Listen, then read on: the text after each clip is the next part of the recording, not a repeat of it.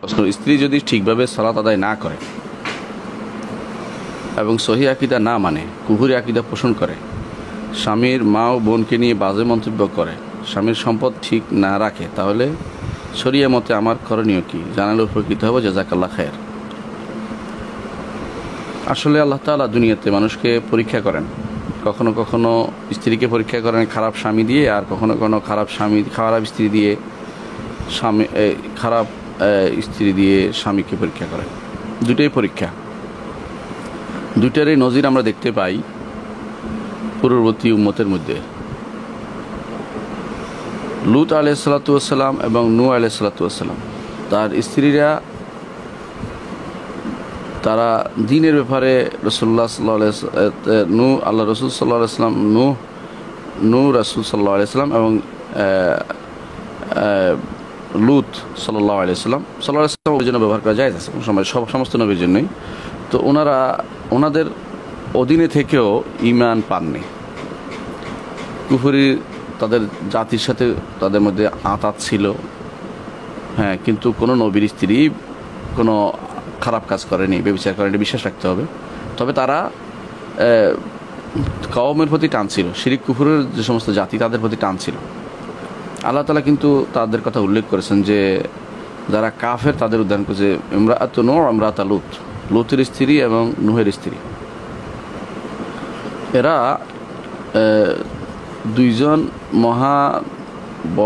মহানবীর অধীন থাকেও তারা কি করেছে, কুফরের দিকে মাইলান ছিল, ঝোঁক ছিল। আল্লাহ তাআলা তাদের কিন্তু ধ্বংস করে দিয়েছে। তারা রক্ষা পায়নি, প্লাবনও রক্ষা পায়নি। আর লূতের সময়ে তারা যখন চলে যাচ্ছিল তার স্ত্রী আল্লাহর পক্ষ থেকে আযাবে ধ্বংস হয়ে গেল, কিন্তু তারা পার হইতে পারল। আবার দেখেন উল্টাটাও হয়েছে। আসিয়া বিনতে মুজাহিম, তিনি ফেরাউনের ঘরে ছিলেন, ফেরাউনের ঘরে।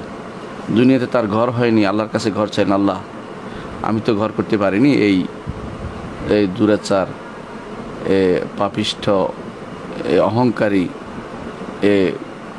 আল্লাহর সাথে কুফরিকারী, ইলা দাবিকারী এর ঘরে আমি পড়েছি। আল্লাহ তুমি আমাকে তোমার কাছে একটি জান্নাত দিও।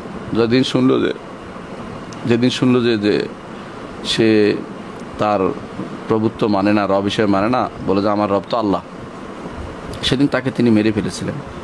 তখন তিনি আল্লাহর কাছে একটি ঘর চেয়েছেন, আল্লাহ তাআলা সেটা দোয়া হিসেবে আমাদের জন্য রেখে দিয়েছেন। সেজন্য দুনিয়ার বুকে এই পরীক্ষাটা হবে। অনেকে মনে করতে পারে যে আমি ভালো হলে সব ভালো হবে, সবসময় হয় না। আল্লাহ তাআলা ঈমানদারদেরও কখনো পরীক্ষা করেন, আবার কখনো ঈমানদার নারীকেও পরীক্ষা করেন, পুরুষকেও পরীক্ষা করেন। এই পরীক্ষার ভিতরেই আমাদের টিকে থাকতে হবে। দুনিয়াটা পুরোটাই পরীক্ষার জায়গা। সুতরাং এটাকে আপনি যেভাবে বলেছেন, আপনার কোনো স্ত্রী যদি কোনো সঠিকভাবে সালাত আদায় না করে, সহিহ আকীদা পোষণ না করে এবং মা বোনকে নিয়ে খারাপ মন্তব্য করে, স্বামীর মা বোনকে নিয়ে সম্পদ ঠিক না রাখে, এর অর্থ হলো সে স্ত্রী হওয়ার যোগ্য না। অন্যান্য দিনে স্ত্রী পরিত্যাগ করার সিস্টেম তাদের দিনে নাই। তারা রাষ্ট্রের কাছে যায়, কোর্টে যায়, সেখানে তারা সেপারেশন নেয়। ইসলামে আলহামদুলিল্লাহ এই সিস্টেম, কোথাও রাষ্ট্র থাকুক আর না থাকুক, কাজ কিন্তু চালিয়ে যেতে হবে দুনিয়াতে। এটা ইসলাম ওয়াইজ কাজটি করেছে। ইসলামী রাষ্ট্র হয়তো কোথাও হবে না, কিন্তু আল্লাহর দ্বীনের ব্যক্তি পর্যায়ে বা পারিবারিক পর্যায়ে বা সামাজিক পর্যায়ে এটা পালন করা কোনো কঠিন কিছু না, পালন করতে পারবে। ইসলাম সেরকম সহজ করে দিয়েছে, ইসলামকে সহজ করে দিয়েছে, আল্লাহ তাআলার পক্ষ থেকে সহজ করে দেওয়া হয়েছে। এই জন্য একজন স্বামী যদি কোনো অন্যায় করে, স্ত্রীর জন্য সেটা দুই দিক থেকে লোক এনে খোলা চাওয়ার ব্যবস্থাপনা করা হয়েছে। আবার সেটাকে সেপারেশন করার, কোর্টের পক্ষ থেকে সেপারেশন নেওয়ার ব্যবস্থা করা হয়েছে। আবার যদি কোনো স্ত্রী অন্যায় করে, তো শরীয়ত স্বামীকে বলেছে যে সে যেন তাকে নসিহত করে। প্রথমে ঘরেই ভিন্ন বিছানা শুতে বলেছে, তারপরে যদি তাতেও কাজ না হয় তাহলে বলছে দুই দিক থেকে লোক এনে তাদের মধ্যে সালিশি বৈঠক করে তাদেরকে আলোচনা করতে। যদি তাতেও কাজ না হয় তাহলে মৃদু আঘাত করে তাকে বুঝাতে বলেছে, যাতে করে কষ্ট না হয়, সেটা অপমান বোধ হয়, সেটার কারণে বুঝাতে বলেছে। যদি তাও না হয় তাহলে বলা হয়েছে যে তাদের মধ্যে যেন প্রথমে এক তালাক হয়, এক তালাকের পরে ইজ্জত চলে যাওয়ার পরে, তিন হায়েজ